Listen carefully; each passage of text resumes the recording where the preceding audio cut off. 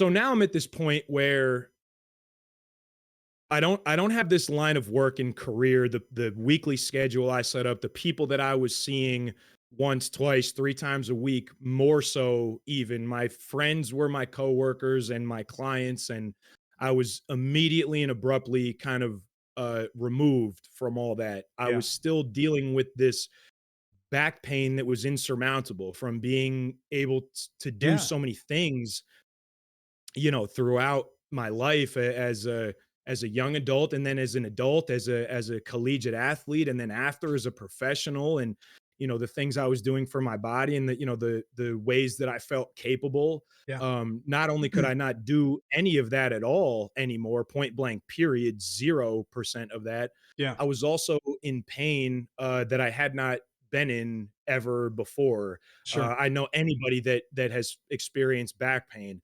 walking, sleeping, using the bathroom. I can put socks on standing up without bending at the waist Yeah. now. And it's truly life changing Anyone who's because of 30 or how. anyone who's hit 30 years old knows about back pain. Sorry, just continue. Exactly, Yeah. right. It's all degrees, right? But we've all dealt with this very same thing. Mhm. Um, and because of the way my employer handled, the paperwork side of me leaving, so they would say, I was also ineligible for unemployment benefits. So money had dried up. Yeah. I'm in pain all the time.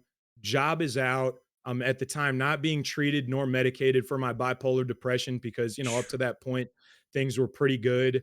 And so over that summer, and until This I was got out. this was 19, right? 2019? This was in 19, that's Okay. right, yep, we're still in at the end of 2019, so throughout the rest of that summer, my mental health, deteriorated significantly and rapidly.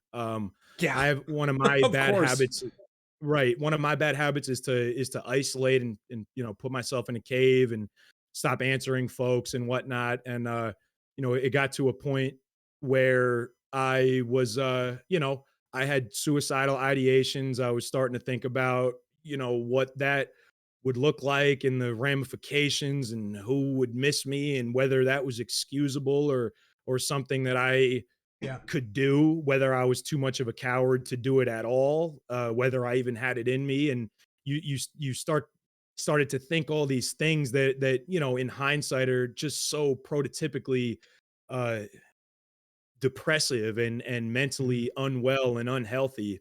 But at the time, every second was painful and I felt empty and I didn't know where my check was coming from and Sure.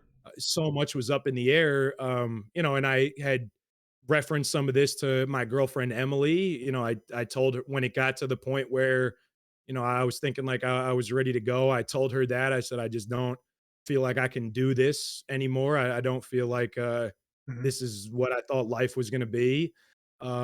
And she, bless her soul, probably saved my life, told my parents what I was saying and what I was feeling and what I was going through. Mhm. And my parents, after many years of separation, a lot of years of divorce and beef in my whole life, I've never seen them come together like they did when they knew that I had to go to the hospital and I had to go now.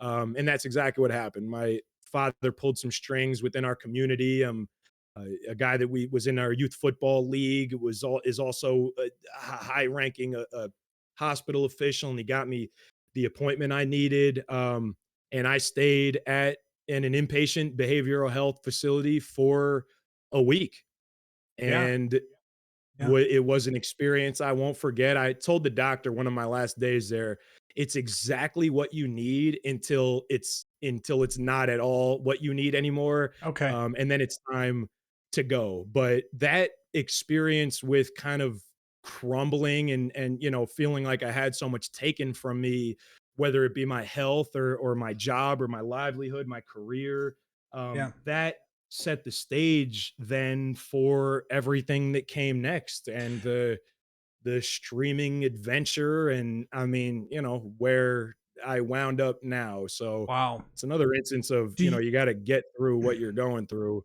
But defining for me, certainly. I'm still feel like, I don't feel like I'm that far out of it, you know what I mean? In a lot of Sure. ways, I still like feel like I'm still recovering, and I think about the hospital more than you would think, actually, just the scenery, what it looked and felt and smelled like, and the people I met there, and, no door handles or windows, and just like and, open bath, just details will come back on me even still. And I suppose maybe that's the point, to have Th- something like that stick with you. I think transformative experiences embed themselves in your mind.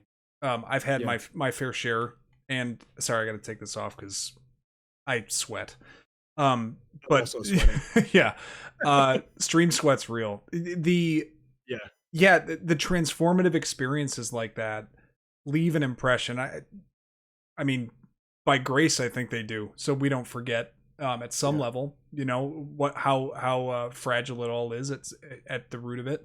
I One question that came up in my mind as you were saying that: do you feel like you would have sought your own help if Emily didn't share that with your parents?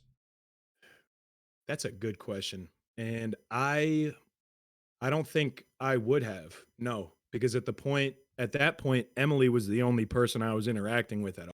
Okay. I wasn't Okay. answering, and even her, I was doing my best to push away. Yeah. I think it was.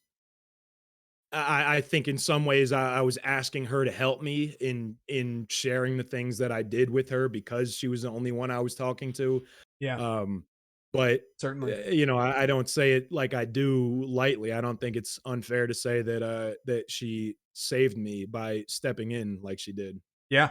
No, I mean, I get that same sense from the way you tell the story. I think to everyone in the chat, and thank you all for hanging in.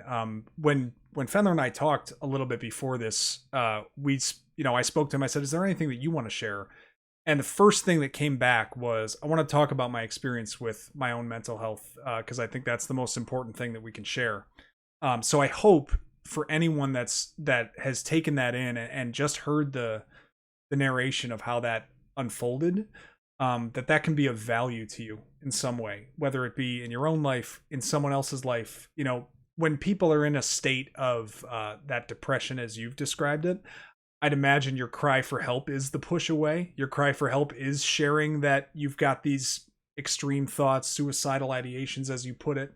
That's the last step of really reaching for help. Because if you think about it just on an academic level, if you really wanted to, you would have done it. There was Mhm. something that intervened in you that said, I need to share this with someone. It happened to be Emily at the time. So I think really valuable of you to share that. Thank you. And like it, as someone who's taking in the story, I'm like, of course that makes sense. You've had your whole identity stripped away. You didn't know it was your identity at the time because you're 17. You're like, these guys love me. I want to go play at UAlbany. And then the thing changed, and I'm going to go ahead and be a coach for these guys, and I'm still going to have that participation. And then at every step, there's been some diversion from the path you had mapped out. So suddenly, as we all have finite self-control and finite ability to resist the shit that happens in life, you kind of said, like, as nicely as you can, like, what the fuck? I've got Yeah. the family friendly tag on, so I'm not going to say it, but I mean, that's it, right? It's at some point you lose your ability to cope with the things you've faced. And kind of tie a ribbon, if I can, around that's universal. I think there's this sense that, like, we're just supposed to be able to take everything in life without ever experiencing it. Like, you just got to stay positive and you just have to push through. Like, that is some toxic bullshit at some point, Mhm. because you can't deny the reality that exists when somebody takes an onslaught of things like you did, or anyone else. I mean, and this isn't the Olympics of suffering, but other people deal with things. I mean, this is just your situation. You can't apologize For for it. sure. You went through it. We all go through our things. You cannot deny their existence, nor can you pretend they're not there. I think that actually feeds the problem. So thank you for your candor in that. I mean, just feel free, guys. Just gift Emily as many subscriptions as she wants for doing what she did.